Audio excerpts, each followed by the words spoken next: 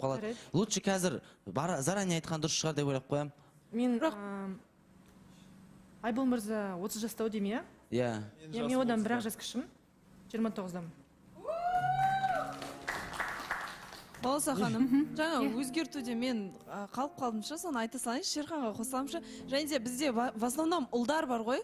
Ұлдар постоянно қыздарды өзгертеміз, қыздарды бүйтеміз, ұзынын қысқасын ұзартып аламыз, шашын қараға боятып аламыз деп сөйтмесейді. Бірақ бағана біздің алдымызда Бағдаулет деген, ауылда тұрмайым деген, даже жұмысын ауыстырып тастады ғой. Сондықтан да ұлдар сендер өздерін егер де ғашық болсаңдар, мойындасаңдаршы, өзгертем деп андай қағидада тұрып алмаңдар. Сендер егер де ғашық болсаңдар, любой затына көнесіңдер ғой сендер қыздардың. Жоқ, көнуін көнесің, бірақ ер адамның өзінің бойында да бір қасиеттері болады, бір принциптері болады. Менің болашақ әйелім, қызым осындай болса екен деп, соны жаймен айтасың сен. Сен прямо андай жестко айтпайсың, сен болды, осындай да осындай боласың, болды емес. Ақырында мягко подходын тауып сөйтіп айтасың. Бірақ Назеркенің айтып отырғаны, сіздер екінші жағынан да пайдаланып жүрсіздер оны.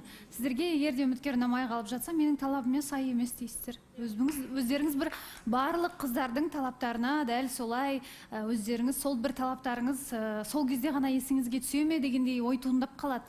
Сондықтан олай болатын болса, ондай болса басынан ашып айту керек. Әрине мен талабымнан аттап кете алатын адаммын. Немесе сіз бірден шешім қабылдауыңыз керек.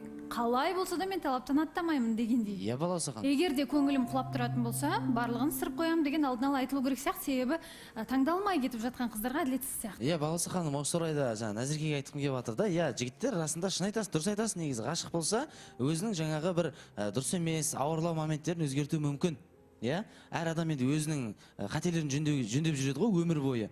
Дәл солай, қыздар ғашық болсаңдар деймін да, сендер не ештеңелерді өзгертпейсіңдер сонда? Неге біз бәріне дайын боламыз ғой? Біз ғашық болған кезде ауылға бармаймын деген қыз ауылға кетіп қалады ғой. Онда кімге ренжіп жатсың сен? Сиыр сауып тастайды, массаж жасамаймын деген массаж жасайды. Онда сен өзің сұрағыңа өзің жауап беріп отырсың ғой қазір. Кімге ренжіп отырсың онда? Сендер просто постоянно айтасыңдар, ойбай мен бүйтіп аламын, мен ғашық қылдырып аламын да, содан кейін мен оның көйлегін ұзартамын, үстін жабамын, шашын боятамын, бүйтем сөйтем деп аласың. Алдыңғы таныстығынан әбден травма алып қалған сияқтысың ғой сен, ә? Жоқ, егер Назерке ер адам өзіне сенімді болса, ол сөйтіп айта алады да, негізінде де істете алады. Бірақ подход таба білу керек. Но зачем сендер үйтіп айтасыңдар? Сендер қарамайсыңдар ғой негізі ондай затқа.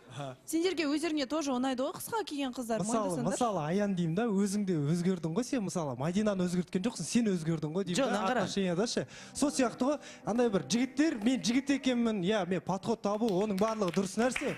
Бірақ та ол қызды толықтай өзгертетін жігіттер бар негізі, білесіңдер ғой өздерің. Сен андай кимейсің, сен үйтпейсің, қыс бастайды ғой отношенияда қыздарды кәдімгідей бүйтіп ұстап, ана клубқа бармайсың.